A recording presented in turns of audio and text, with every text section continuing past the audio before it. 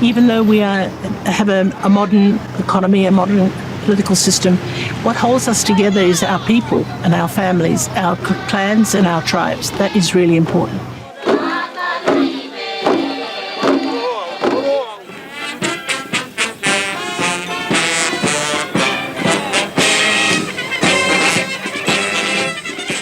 What was it like on that day when we gained independence? Well, it was a beautiful afternoon with a breeze. I remember that. And you didn't have this complex as you have it now. You just had a stadium on this side where we're sitting with wooden benches. And right out there in the oval was the flagpole that had the Australian flag flying. There was a quietness over the whole stadium, and the Defence Force took down the Australian flag, folded it, gave it to our Governor-General, Sir John Guise, who then passed it on to the Australian Governor-General. And it was a very emotional moment. We knew that the next morning, when the flag went up on Independence Hill, that we would be an independent state, and the relationship that this country had with Australia was very, very important.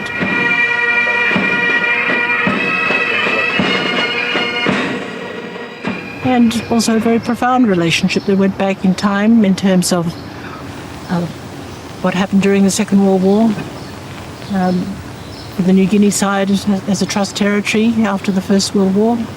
All those historical aspects were really important. That night we had fireworks, and I think it's the first time a lot of people had seen fireworks. When we are looking at the complexities of bringing a country together for independence, was there some complications in that? Were there some complexities in that? Well, I think there's always been the issue for Papua, with Papua Besena, to have a separatist movement. And, Josephine Abijah was a very staunch leader for that.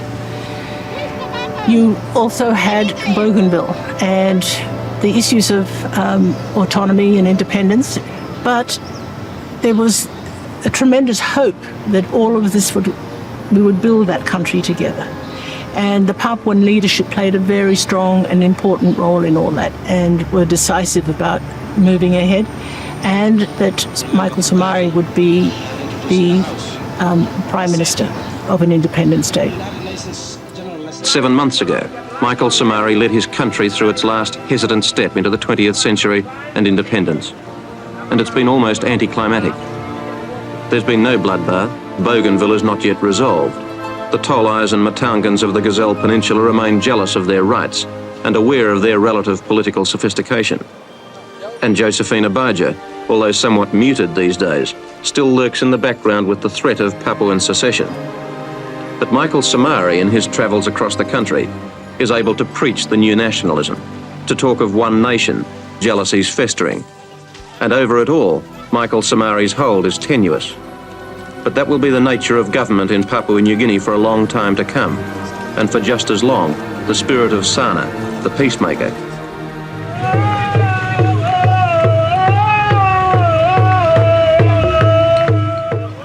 He had an extraordinary way about him, where he was a great listener and very respectful of everybody's opinion.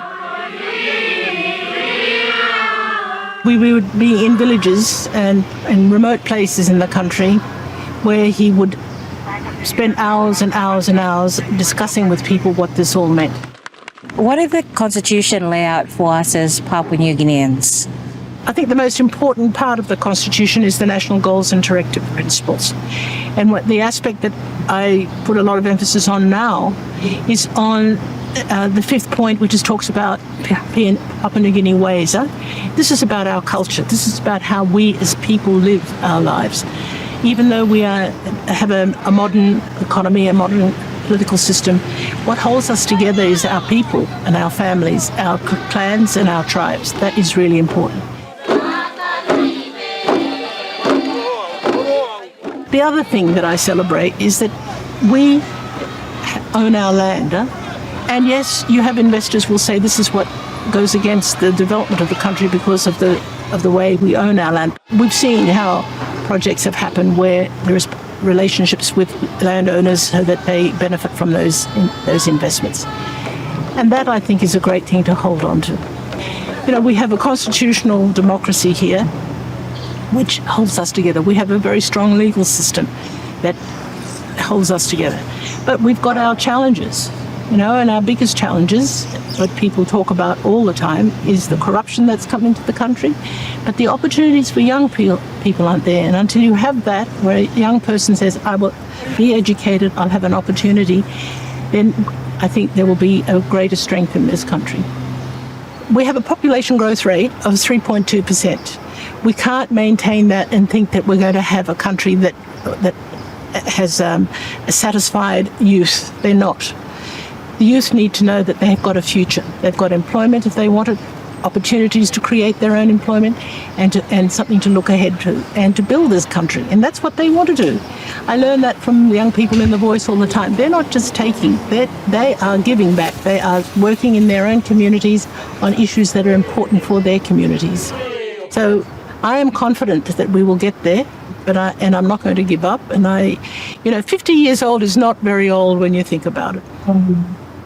Still a young country. Very young, yeah. but ancient in our customs.